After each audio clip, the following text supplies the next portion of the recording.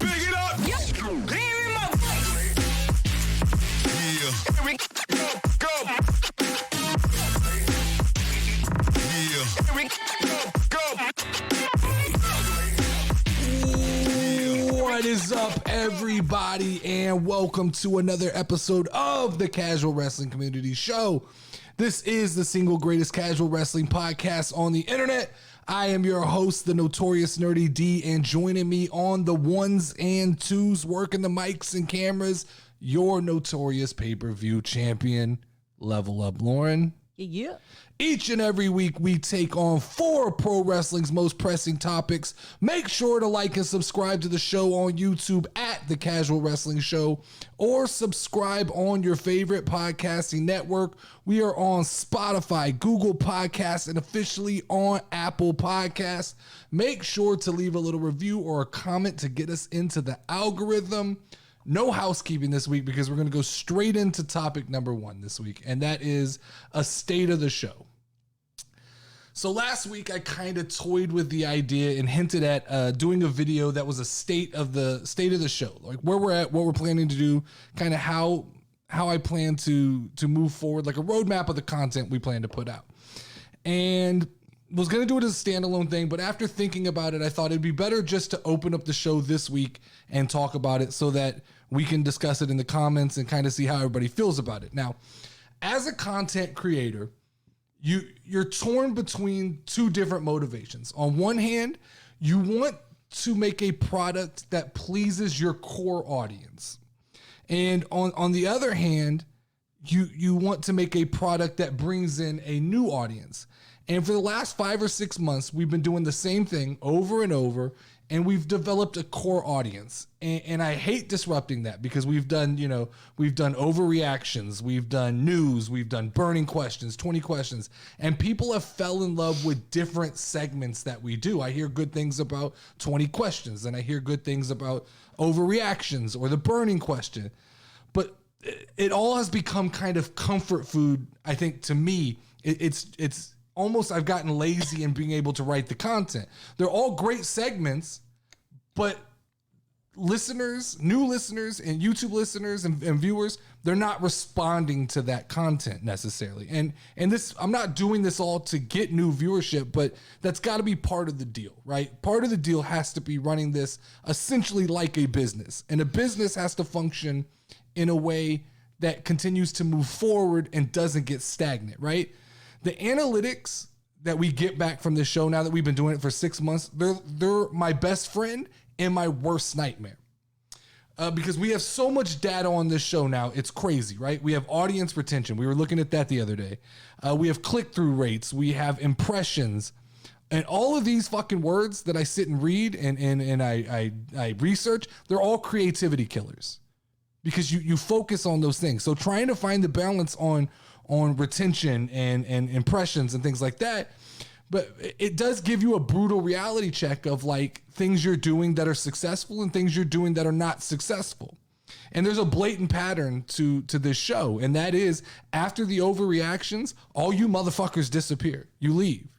Most people aren't making it past my overreactions. And you see there's a drop off. I mean, it's heavy. It goes from like 60% retention, and these numbers, I know they're boring, but I got to talk about them. 60% retention to like 20% retention when we go into the news. And I get it, right? Because the news is the news. And typically, because of TikTok and because of social media, and you guys are getting your news in multiple places, by the time it gets to Wednesday night when we record this show and post Thursday morning, the news we talk about is old news. So we're not breaking anything to you anyway, so I understand wanting to leave after that point of the show because there's not a lot of commentary I can give. But by the time I give comments on those news stories, people are going, oh, I already heard so-and-so say that. You heard so-and-so say that, so you're repeating that. And the problem is it's not that. It's just by the time I get there, I form my opinion that's probably the same as 10 other content creators, right? And so the news videos have a short shelf life on YouTube anyway. So for the amount of work and research it takes to do those, they don't last beyond that week. So what I'm getting to here is that we're going to start toying with some different formats to the show, right? And the first one I'm going to try doing 4 different topics every week. Not just overreactions, not a burning question, not 20 questions, just 4 different topics, 4 fun topics, wrestling topics, whatever it is we want to talk about, we'll talk about it. Some of it will be current and up to date, and every week we'll at least do one topic that refers to the Raw and SmackDown of that week. But outside of that, I'm thinking like we roll in the documentary show that we want to do. We'll still watch it together, but then we'll do a segment where we can discuss and kind of talk about the things. Cause like we watched WWE Evil episode 1 and we got to talk about it on that show. But then afterwards, like there were thoughts I still had a day later that I would have liked to have come on this show and talk about. Yeah. And the current format that we had just didn't allow time. We were going an hour and 15 minutes, and I'd look back and I'd go, man, I didn't hit on a lot of things that I would have liked to have talked about. It was became more informational and less, this is kind of an op-ed. This is my opinion. This show is supposed to be me kind of bitching and complaining. So I still want, we set up the schedule for people to be able, and we've had a couple people inquire about coming on the show, and that's fucking awesome because this 4 segment situation works perfectly because we'll save that last segment for the show where somebody can either submit a question or they can come on and talk about whatever they want to talk about, and we'll talk about that with you. So the 4 segments are going to be good. And we're going to try it out for a few weeks and just see what happens. Still working on the CWC 2K universe. I've made a little bit some strides in that. I've got everybody's character who submitted it. I've downloaded it, and we've created a few characters of our own that we're adding to the universe that may irritate people or may make people laugh a lot. But like I said, every week we'll still break down Raw and SmackDown. We'll still do that. And then we'll just mix in other fun topics, some like stupid shit. We've got one topic tonight I'm fucking excited about, but it's so stupid, but it's going to be fun. And I think it's going to generate, it'll generate more attention than if I just talk about the news. So without further ado, let's get into topic number 2 tonight, which is going to be, what are our thoughts on this week's Raw and SmackDown? So I didn't make a ton of notes. I wanted to kind of freestyle this week and just go through. I have a list of all the matches, and sometimes I remember a ton and sometimes I don't retain anything. So Rhea Ripley with Liv Morgan defeated Naomi and Sasha Banks on SmackDown. Not a lot to talk about there because that storyline is playing out on 2 different shows. If we're talking about the brand split and the brand split being over with, for certain people, the brand split's over with. For the women's tag team division, the brand split's over with. They're showing up on both shows every week, and this storyline has continued to progress on both shows. And to be honest with you, like when something happens on SmackDown or Raw, we're only getting 5 minutes. I mean, that's about what we get, right? 5 to 10 minutes of that story, and then we have to wait another week. It might be nice to just have single storylines that go through both shows. Yeah. Happy Corbin split from Madcap Moss. We knew that. And then Madcap Moss defeated Humberto Carrillo with Angel Garza. I mean, this was all, I predicted this a long time ago. Madcap is going to go over Baron Corbin or Happy Corbin, whatever fuck we're calling him these days. Mm-hmm. And that's going to lead back to the bum Corbin character. And then whoever it is, JBL or whoever they deem, somebody is going to take him under the wing and elevate him. And I think his next kind of rise back up the rankings is going to lead to at least a visit to the heavyweight title picture. Don't know if he wins the heavyweight title, but I think that he will be in line. Roman's going to need a lot of competition through WrestleMania if that's what they're doing. Like the rumors are they're booking Roman through WrestleMania to keep next the title. Year? That's the rumors right now. Now, at least one of those 2 titles, maybe not both. And topic number 3, I'm going to explain who I think takes that title away from him. Teaser. But I think Corbin's on that list, right? Because if you look at SmackDown, who is really there that can compete for the Universal and the heavyweight, the WWE title? Who's there? Like Drew McIntyre, right? Maybe Xavier Woods or Kofi Kingston. Definitely Happy Corbin. definitely Happy Corbin, right? Those are the guys that have the legitimacy. And I think Happy Corbin's just in line for like to get beat by Madcap and get rebuilt up into a position where he can do something. All right. We got a pre-tape video on Gunther. Gunther's a real deal, man. That's a big boy. Him and his partner there. Yeah. He's definitely in line for that too, I think. So if you start laying out like Roman's going to need 5 or 6 people to fuck with going into next year. Veer Mahan would be one? He's Raw. He's Monday Night Raw. So I don't know if Veer Mahan is going to come over to SmackDown. That was impressive. I threw that hat and landed it on the rack over there. Yeah, but I think Walter is in line for that main event.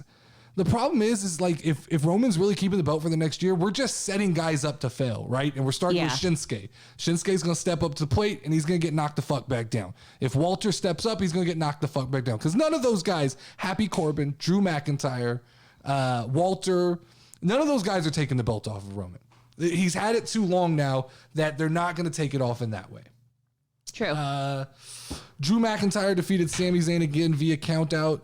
I like this storyline. I love Sammy.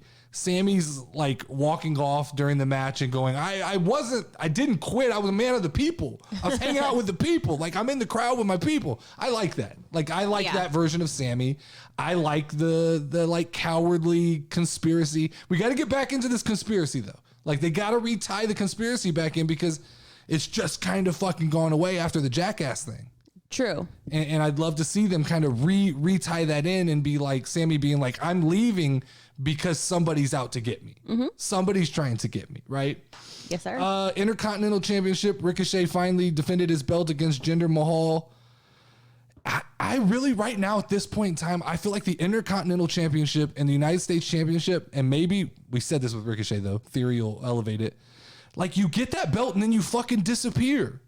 And you get like mid to low tier match. Why are we doing this with Jinder Mahal?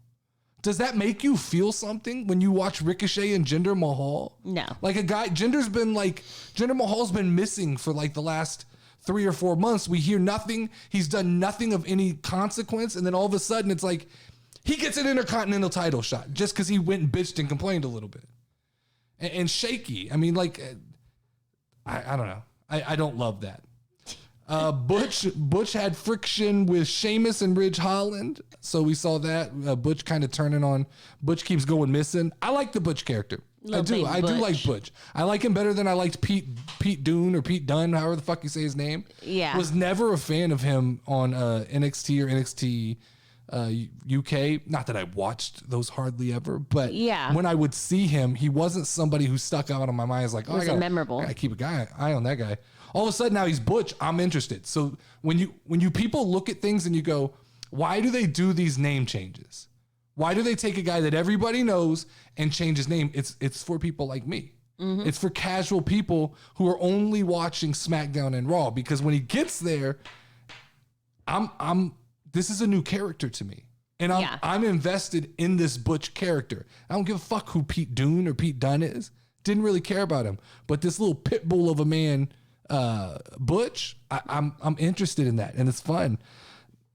Sheamus and Ridge Holland,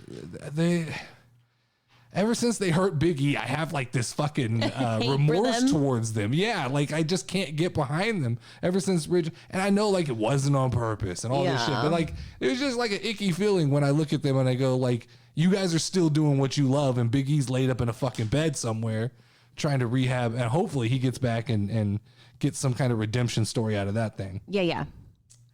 Then we got the weird Lacey Evans segment for the second time. And I'm not going to comment on this that much because, like, I understand the empowerment of the thing, but it just feels really weird for wrestling. I agree with you. And like, I saw Bully Ray was all over it and was like, this is great.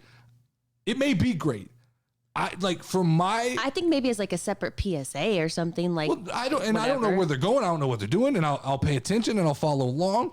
But like for the way I consume wrestling in a very lighthearted way, this feels like real deep and like heavy Yeah. And like, I'm supposed to invest into this. And I'm just like, I don't know if I have that kind of emotional fucking availability right now to get behind Lacey Evans that much, especially when I don't have a lot of watch time. Like the last time I saw Lacey Evans, she looked like a pinup model. Yeah, that's what I remember. And now all of a sudden she's like the struggling mom. And so it's like, I got to erase that other Lacey Evans out of my head so that I can like make space for this like new empowered Lacey Evans. Oh. Right? Yeah. You know, I mean, like I don't think I even realized this it went right over my head. Bring that's kind of what WWE does. That's why I love the Ezekiel shit. And we'll get to that. Oh, yeah. Then we got RK Bro accepted the Usos challenge to unify the tag team titles, which I guess officially means we're unifying the tag team titles one way or the other. Yeah. Like it's either RK Bro or it's either the Usos, and one of those two is unifying the tag team titles. And that storyline, just like the women's, that's playing out on both shows. If you guys don't see the writing on the wall, they're slowly at least dipping their toes in the water and testing out what it would be like to have stories bleed in.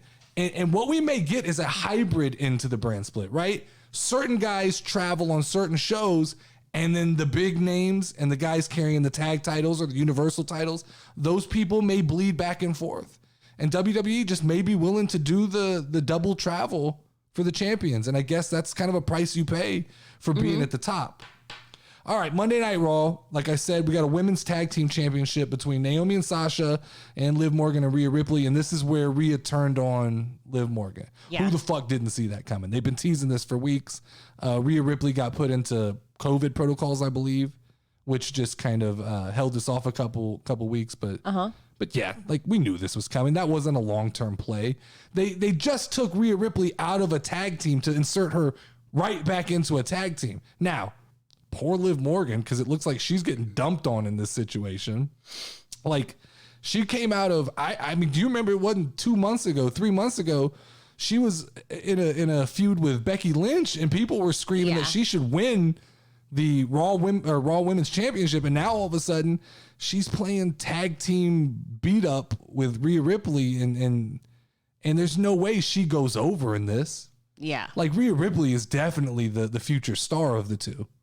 Rhea. I mean, they got to get behind Rhea Ripley. She's a big deal. She like in the making, like in the future, if you're playing storyteller here, Rhea Ripley, Bianca Belair writes itself, and it's like they've run into each other numerous times. But now that they're both kind of on the rise to the pinnacle, like there's a WrestleMania match in that next year if they want to do it. Ooh, that would be a good one. Two big strong women going at each other for the Raw Women's Championship. That's there and that's available, right? But we did find out Sonya Deville explained herself of why she inserted herself into the match with Bianca Belair. I'm all about this. It looks like Becky's taking a little time off. Well deserved, right? She had a strong run from SummerSlam to WrestleMania. Yeah. Good for her to get a little time off, spend some time with her baby. Who else are you putting in this match right now with Bianca Belair? Because Bianca's momentum is just like skyrocketing. So anybody you stick in there, and it's got to be a heel, right? Anybody you stick in there is just getting flat rolled by this. And so why not stick Sonya in this position? Because when you're a person of authority, like it almost benefits you to get your ass whipped. And what it looks like is this is going to lead, hopefully, finally, to Sonya Deville being fired out of that position and get her back into real wrestling. Mm-hmm. Get her back into the rotation of being a wrestler. Because she's fun to watch. She's talented. Veer Mahan defeated Jeff Brooks via submission. Who the fuck is Jeff Brooks? Why the fuck is Veer Mahan picking on all these little guys? But he is. He's picking on a lot of little people. Adam Pearce fined Bianca Belair $1. That was funny. Yeah. Funny little joke, right? Yeah. And then we get to the Ezekiel stuff. This is the stuff I'm excited about. Me too. I'm actually 100% sold. At first, I was like, what are we doing here? What is this? Mm-hmm. Now I'm 100% in. This may be my favorite storyline in wrestling right now. So Ezekiel passed the lie detector test with Kevin Owens, which was fun. Nice little sprinkle of there, putting Chad Gable as the detector guy. Yeah. The administrator of the test. Thought that was fun. Even though it wasn't like 3 weeks ago that Kevin Owens and him were arguing on what's that show we watched? The Bump. Uh-huh. But now they're buddies. And then Ezekiel defeated Chad Gable via disqualification via Otis. So does this mean that Ezekiel is in a feud with the Alpha Academy, or is he still feuding with Kevin Owens? I think it's Kevin Owens, but there's like an entanglement going. It's like a Will Smith type. That was a good. There's an entanglement going on, and there's a lot it's a lot to unpackage there. And I'm excited. This is Elias's little brother we're getting to watch. He looked impressive. That's right. Yeah, I mean, don't know where Elias is. Somebody needs to find Elias and let him know his little brother's doing well. But this is what I'm most invested in. What I'm not invested in is the Edge and Damian Priest shit. Like, this is one of those things where WWE is trying to play with our intelligence. They went back and re-showed the Damian Priest thing where he's in the ring, and then they go, he disappeared. I'm like, no, we went to commercial break. He walked his ass out the ring. Like, now once again, you're selling to the little 8 and 9-year-olds. You're not selling to me anymore when you say, I don't know what happened. A light flashed over his face and he just disappeared. No. We got a Whataburger commercial after that. We got a fucking McDonald's commercial after that. Like, we don't know what happened because you cut the commercial so you could get his ass out of there. This was a fucking David Blaine bullshit magic trick. Fucking David Blaine. Theory beat Finn Balor via pinfall. I told you this was happening. Like, you did. Theory paid his dues at WrestleMania to Pat McAfee, and Vince McMahon is high on this kid, and they're skyrocketing him to the top. Some of the pictures, though, the selfies that he took after the match, he took selfies with like Vince McMahon stuff. He gives me the devil vibes. Like, he looks like a reincarnation of the devil. If you look at some of those selfies, like, I look at them and they weird me out because he's such a normal looking person, like, normally. And then like these selfies, he looks like, there's like one picture where he looks like what Bray Wyatt's mask. The picture of him looks like Bray Wyatt's mask. It's fucking weird. I'm going to look it up. It's weird. You got to go follow him on Instagram. Got it. And then there's some pictures of like him with Vince McMahon, and they're just like, they're weird. Oh, yeah. It's because like, maybe it's because he has colored eyes. No, it's his fucking mouth. Look at his mouth. Yeah. He'll Kinda give you looks like the guy straight from the demon show ass vibes. Lucifer. Yeah. We got the commitment ceremony. How can we forget the commitment ceremony? Ooh, I liked it. Reggie and Dana Brooke and Tamina and Akira. What was up with like the weird switcheroo shit where they were switching places and getting cheers? God, R-Truth is the most underutilized on the fly guy that WWE has. Like, his ability to go, I don't know if this is PG. Yeah. That was fucking great. He made that moment. I thought R-Truth was walking out of the ceremony as the champion. Dana Brooke walks out of there. So it was a big waste of fucking time is what it was. Mm-hmm. So we're going to feature the 24/7 belt. We're going to have it change hands 2 or 3 times. And then Dana Brooke's going to walk out of there once again with it. Where the fuck is this story going? Let's get R-Truth out of there. Let's get R-Truth into some like legitimate wrestling shit. I feel like they just threw everybody in one big pile. And what were Sasha Banks and Naomi doing out there? And why didn't they attempt to go after the belt? I have no idea. Sometimes, man. And then we ended the show with Seth Rollins' plan for revenge against Cody Rhodes, which was to have Kevin Owens come out and wrestle him, which I thought they weren't really friends anymore after the shit that happened pre-WrestleMania. Yeah. But now they're best friends again. But then Kevin Owens decides like, hey, fuck you, I'm leaving. I'm not doing this. So he leaves, and we're left with a visual of Cody Rhodes celebrating on top of the ropes and being shoved off and apparently injuring his ankle. Mm-hmm. And Seth Rollins kind of laughing in the ring. So it's like an injury angle is what we're getting. So just selling the fact that, hey, Seth is the heel. Seth does nasty things. Mm-hmm. Overall, decent week of wrestling. Yeah. We're what, 2 weeks out from Backlash, I think? We haven't gotten any news on Roman Reigns. So we don't know if Roman's fighting at Backlash. I suspect he will, but it's going to be a throwaway thing with Shinsuke. Other than that, we're going to get the tag team unification title. It'll shape up to be a decent pay-per-view. I think we're getting a rematch between Edge and AJ Styles, which once again we know will end with Damian Priest somehow being involved. I got to look and see if I can find the full card on that thing, but WrestleMania Backlash is always a weird pay-per-view because you come out of the high of WrestleMania And then it's like, here, we'll just do it all again, but not quite as good as we did last time. Yeah. We're going to go to a smaller venue. We're not going to make it a grandiose event, but we'll give you a lot of the same matches you just saw. Yeah, that's interesting. Or we'll give you like some Bianca and Sonya Deville. It's such a there's such a drop off there.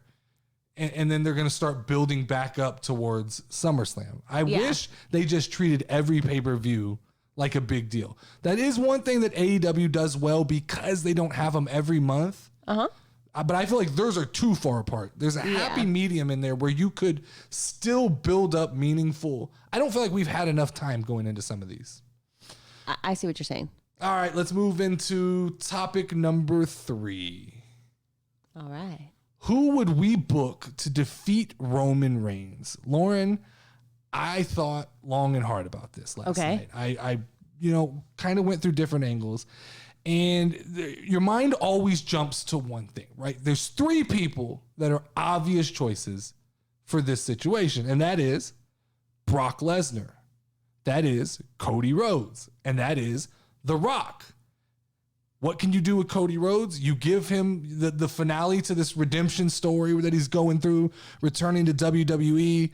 What can you do with Brock Lesnar? There's revenge all over that, right? Coming back to avenge what happened at WrestleMania 38. And what can you do with The Rock? You can wait till WrestleMania 39 and make this the biggest fucking match once again. You could try to sell us a second time on, I know we said the last one was going to be the biggest match ever, but no, this is going to be the biggest match ever, right? And I still doubt there's any chance at all that The Rock ever holds any WWE title again. He's not sticking around long enough. Okay. So I don't think The Rock won't be the person to dethrone Roman Reigns. If Roman makes it all the way to WrestleMania, he's fucking retaining there as well.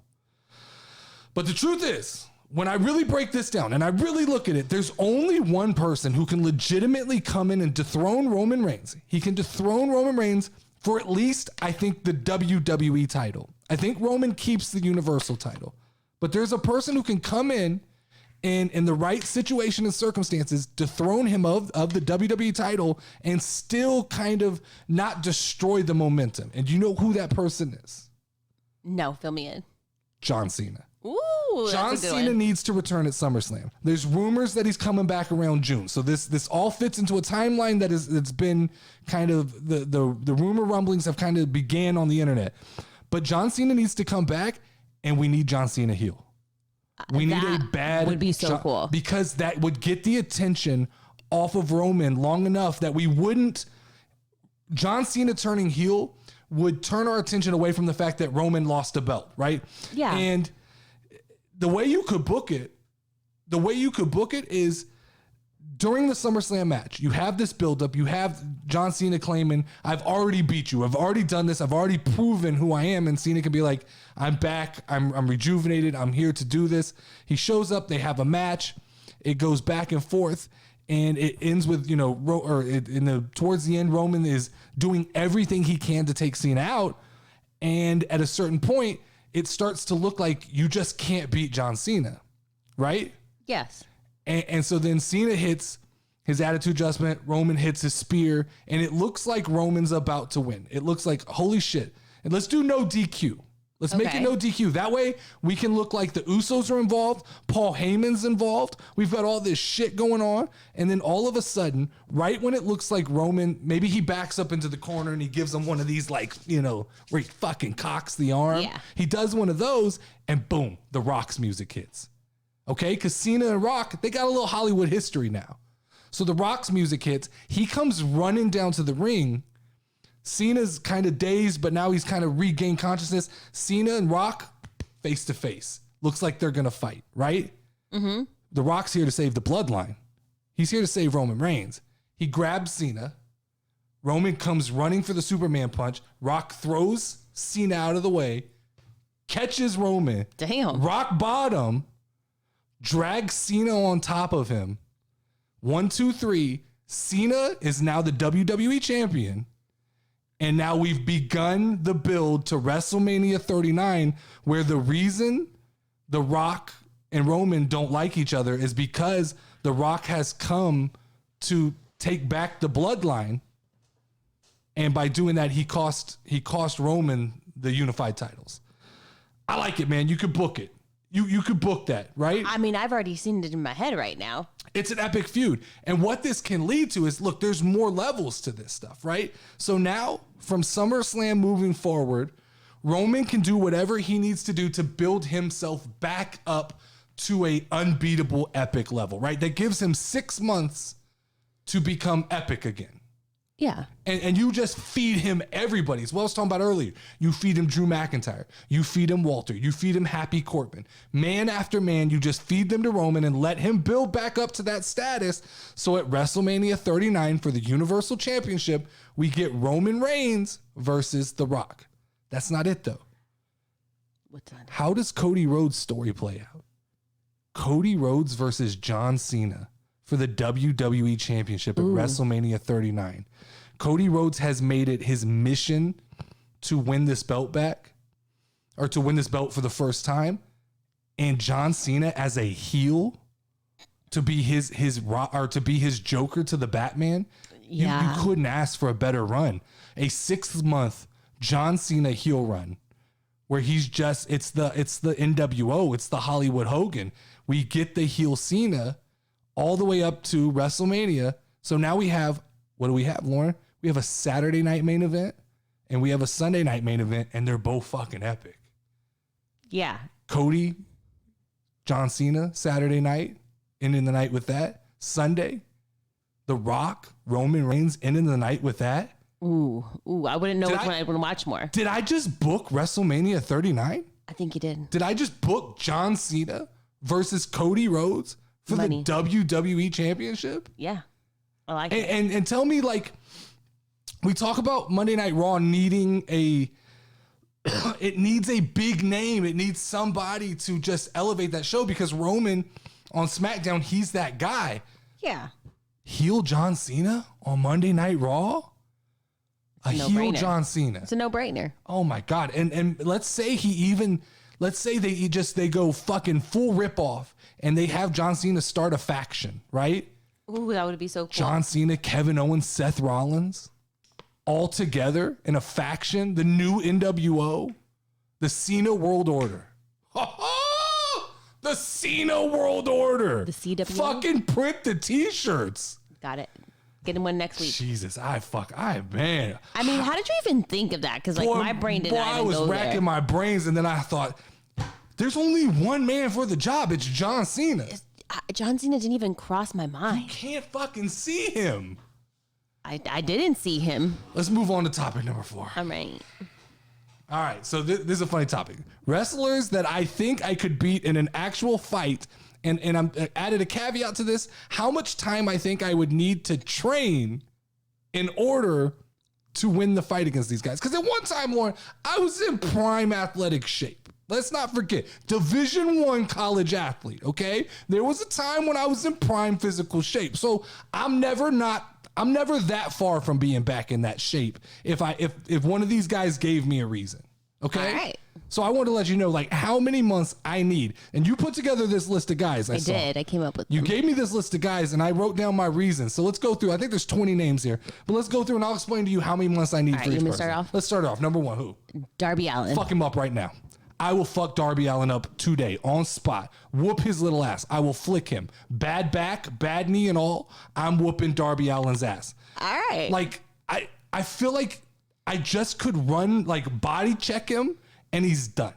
Yeah. Like, there's nothing intimidating about Darby Allin. I can't fight you on that one. Like, Darby Allin is the equivalent of fighting like a 3rd grade child.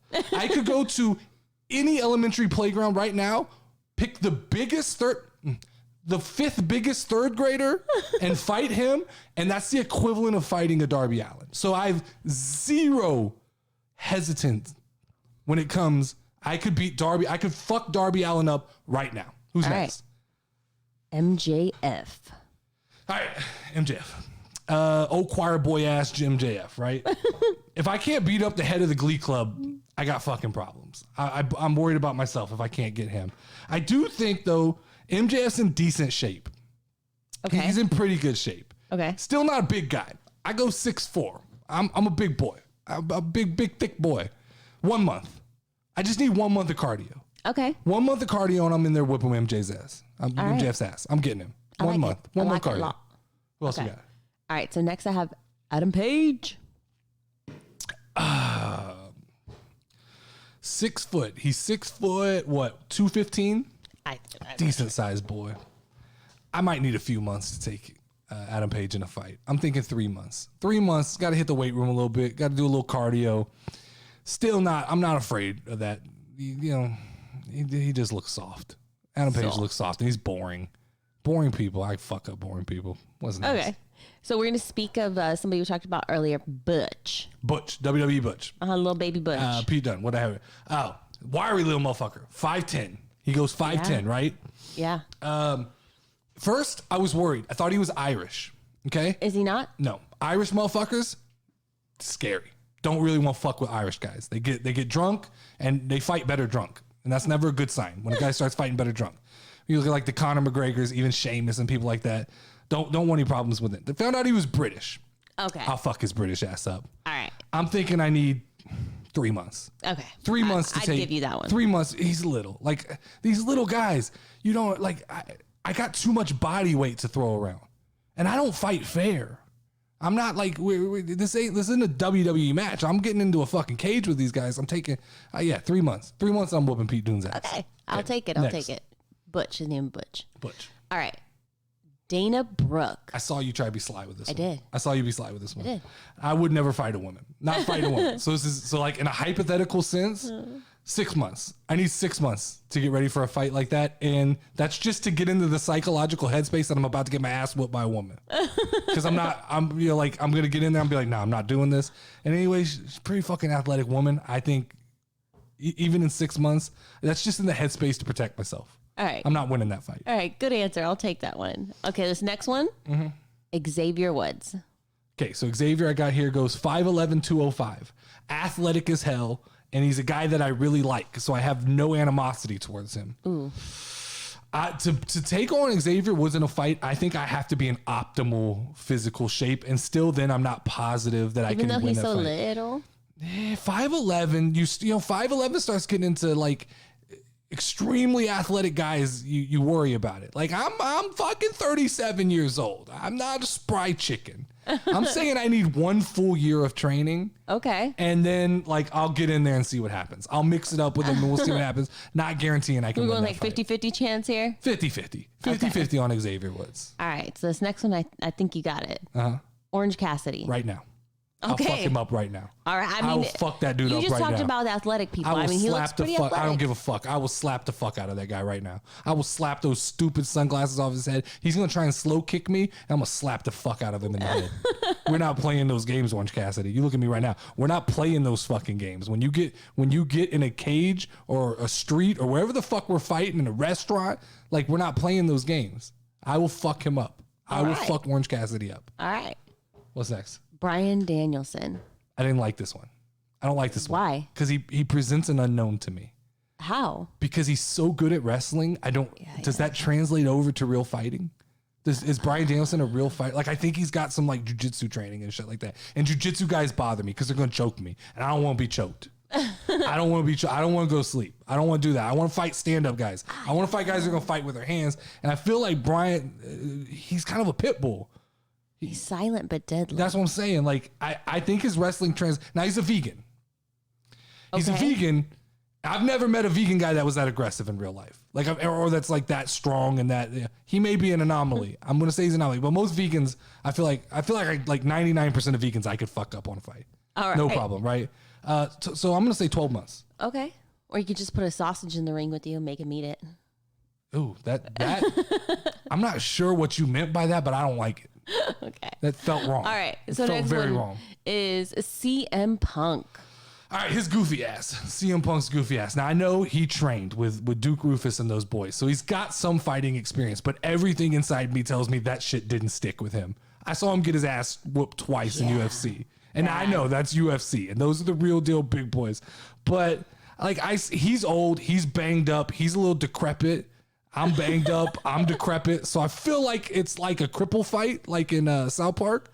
I do think I could take it. Give me 3 months and I'll mollywop his ass. All right. I'll drag him around the ring. I'll give you that. I'll give you those 3 months. It's gonna be a grandpa fight between me and CM Punk.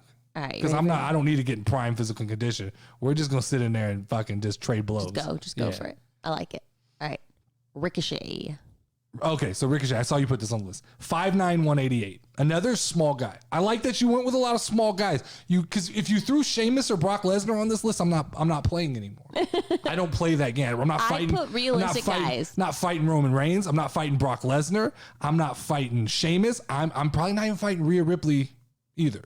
Like, I think those people got my fucking number. But Ricochet, 5'9", 188. My problem here is not going to be the actual fight. It's going to be catching him. He's like he's like a spring. True. He's going to be bouncing around. So I'm going to need 6 to 8 months of cardio. True. Just so Zumba. That, because I'm going to need like 6 to 8 months of Zumba in order to be able to catch him, because if I don't catch him, he's going to wear my ass out. Now, if I get a hold of him, it's over. If I get a hold of Ricochet, I'm done. I'm putting him down, get my hands on him, lights out, night, whatever. But like, I fear that he's going to run in circles and like, I'll be gassed in the first 3 minutes. All right. So the next one is Los Lotharios. So is this as a tag team? As a tag team. As a tag team, then I get to bring in a partner. All right. So who's going to bring your partner? I don't know. I left it blank here. I'm going to have to, like, in the comments, people are going to have to volunteer to be my partner on this one. Because I need a partner. All right. So I need a partner for this. And I'm confident. There's like 4 or 5 guys I'm confident that if they comment on this, we got this, right? Okay. So if I get one of my boys comment on this, we're fucking Los Lotharios up together. But we're going to need like, I think I had here 6 months to build chemistry. Okay. We're going to need to just go out to some bars and just fucking get in some fights, just so we know the nuances of each other's like back-to-back fighting skills. All right. Like Rush Hour. All right. We're going to do one of these things where we like fucking lock hands and then swing around, kick a motherfucker. So yeah. I have no fear of Los Lotharios. They're out there kissing people and shit. Like, I'm not about that. I don't have time for that. Let's go. Okay. Move on. Another little one. Dominic Mysterio. Right now. I'll fuck him up. I'll break his little pencil ass in half. I will whoop Dominic Mysterio's ass. I will break his ass in half. And it will feel like child abuse the whole time I'm doing it. Because that's Rey Mysterio's little baby boy. I'll feel like I'm beating up like a little 12-year-old. He does call him his How baby old boy. is he? 25? 20-something. But, I mean, Why does it feel like he's 14 years old? Yeah. It really does feel like he's 14 years old. Yeah, even the way that his dad talks to him, it's kind of weird. Let's skip some of these. All This is running really long. Okay. Move forward to 16. All right, 16. Kevin Owens. I like this one. Because this was like, that's my guy. That's my guy. So I'm going to take 12 months. Little old dad bought himself. But there has to be respect in this one. There's mutual respect. So I'm going 12 months. I have to be in prime, optimal fighting condition to fight Kevin Owens. You think Kevin Owens is in some fun? He don't have to be. Kevin Owens is crazy. And he's talented. He's Canadian. And he puts like fucking 110% effort into everything he does. So I feel like in a fight, you have to kill him. Okay. There is no just beating Kevin Owens in a fight. You have to kill him. Okay. You have to kill Kevin Owens in order to win a fight with Kevin Owens. So I need 12 months to get into the headspace and to get into the physical condition to take that fight. And still then, it's a coin toss. It's a fucking coin toss who's coming out of that thing. And nobody's coming out of that the same. Neither one of us will ever be the same outside of that fight. Ooh. I don't know. So are you saying it's you? I'm not going to, I can't call it. I said I'll need 12 months to get to the fight, and then it's a coin toss. Like, I just don't know. I kind of feel like that's a cop-out. You gotta pick. Is it you or him? It's me. It's me. I'm a fucking up. All right, we'll see. I'll fuck him up. I vote for him. Eddie Kingston. So, all right. Give me 6 months. I just need a little bit of cardio for Eddie. Because Eddie Kingston, to me, he reminds me of every loudmouth motherfucker I've ever met. They can't fight in real life. Like, Eddie Kingston can't fight in real life. I'll slap the shit out of him. He'll start that, whop, shut the fuck up, Eddie Kingston. I'll slap the shit out of him. He reminds me of the kind of guy who cries during a fight. Yeah. Like, he gets hit for the first time and he's like, all right. He starts sniffling and shit. Like, And he also reminds me of the kind of guy that, like, when you're fighting, his shorts will fall off. Like, at some point in the fight, his fucking shorts fall off, and then, like... It reminds me of a video game, but boxing game. That's what it is. Eddie Kingston's a little bitch. Like, I don't believe there's any real tough guy inside of Eddie Kingston. True. He gets punked out by, like, all these old wrestlers all the time. You hear CM Punk punked him out. Cesaro punked him out. All these guys punk him out, but he sits around talking tough. Like, if the best thing you can say about Eddie Kingston, oh, man, he's so passionate when he talks. Yeah. Good for him. All right, last one I'm going to end it off with. Passionate while I'm whooping his ass. Sammy Guevara. Day one, I'm whooping Sammy Guevara's ass, and that's out of pure just hatred for this motherfucker. I don't like Sammy Guevara. I don't know what it is. I don't know if it's the whole little pretty boy. I don't know if it's the whole getting engaged on fucking television, then 6 months later, fucking being in a whole new relationship. I don't know if it's just Sammy Guevara's stupid fucking face. It's like it reminds me of a bootleg Austin Theory. Like I don't know about that, but I just don't like Sammy Guevara. He irritates me. He's annoying. Nothing about, like, everybody tells me, like, oh, Dominic just needs to be more like Sammy Guevara. I'm like, no. Nobody needs to be more like fucking Sammy Guevara. Everybody needs to be as different from Sammy Guevara as you could fucking possibly be. Can't I like it. stand that motherfucker. All right. Well, that's the new format. Okay. How'd that feel?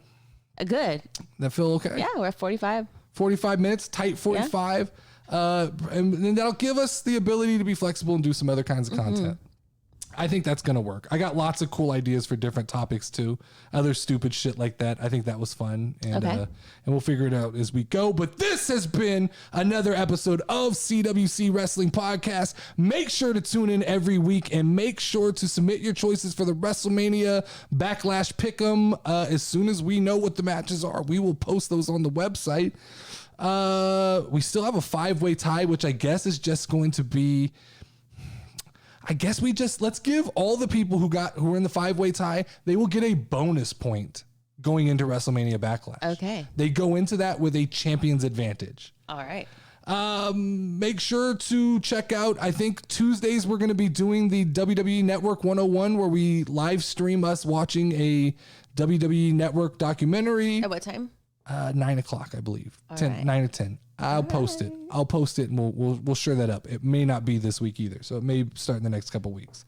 But as always, I am the notorious Nerdy D. That is Level Up Lauren. And don't ring the final bell. We're going to go out this week on J Knows Wrestling AEW Recap. All right. Hey, it's your boy Raphael from J Knows Wrestling. Tony Khan made the big announcement that he has a big announcement coming next week. I'll have that one for you. But this is this week in AEW. CM Punk beats up another tag team guy. This time it's like a legitimate guy though, in Pentagon Jr. Like I said, CM Punk got the win. AEW Tag Team Champions Jurassic Express, the Jungle Boy, and the Dinosaur defeat Red Dragon, Kyle O'Reilly, and Bobby Fish. And after the match, FTR, who is now the greatest tag team in the world after beating the Young Bucks last week, they must be coming to challenge those AEW World Champions, right? Nope. Walk right past them to challenge Kyle O'Reilly and Bobby Fish. So this makes Jurassic Express look like the 4th, possibly 5th best tag team in all of AEW. Awesome! MJF loses to some random guy. Wardlow comes to the ring. Shawn Spears hits him with a chair and it makes Wardlow angry. MJF too afraid to go to the ring and gets counted out even after offering to pay the referee triple. MJF will be booking AEW next week as he is booking Wardlow in a match against The Butcher.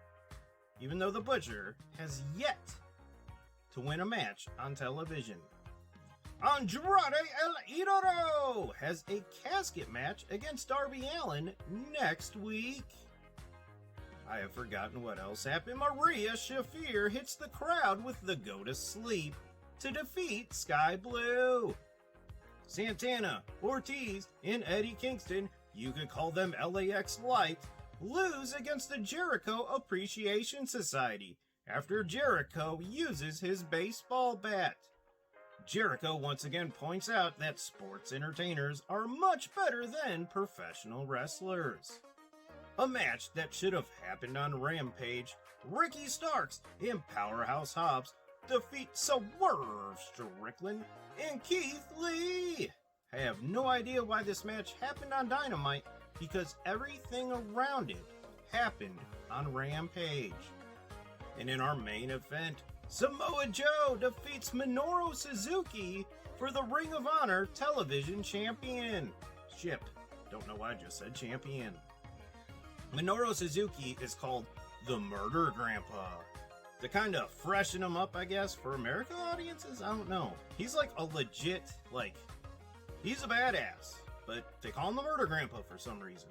Him and Joe had a great match, but before Joe could celebrate winning his championship, Sanjay Dutt and Jay Lethal show up. The lights go out, and there is a big man to squeeze Joe's head.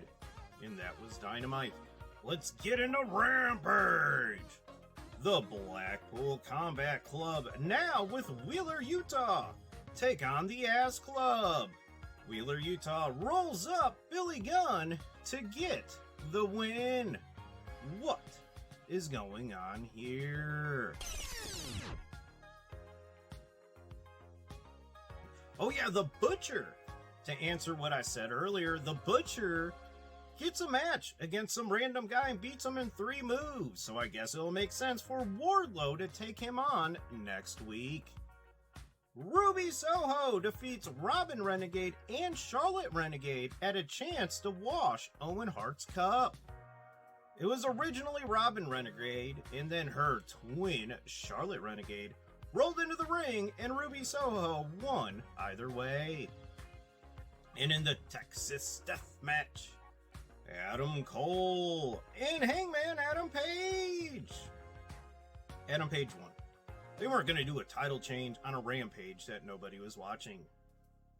But what everyone is complaining about, it was Good Friday! And Hangman Adam Page put a crown of barbed wire on Adam Cole's head and hit him with the Deadeye through a table to win the Texas Death Match.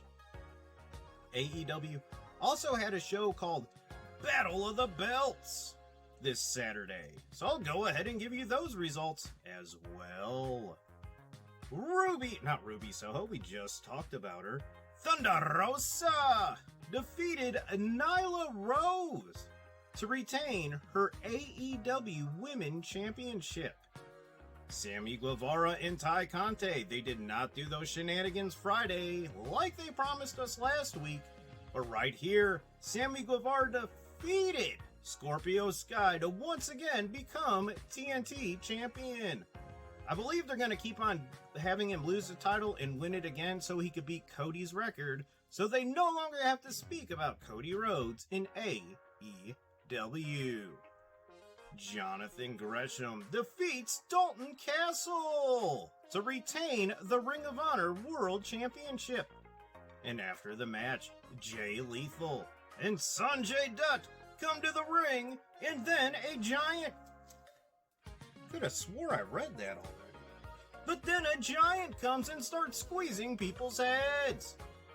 This guy's name is Satnam Singh. He was originally drafted by the Dallas Mavericks. But he starts choke slamming people and beating people up, and then Samoa Joe comes to the ring to scare him away. But anyways, Tony Khan has a big announcement for next week. What do you think it is? I've been Raphael from J Knows Wrestling. Make sure to check out J Knows Wrestling Combat on J Knows Wrestling at YouTube. And I'll see ya next week.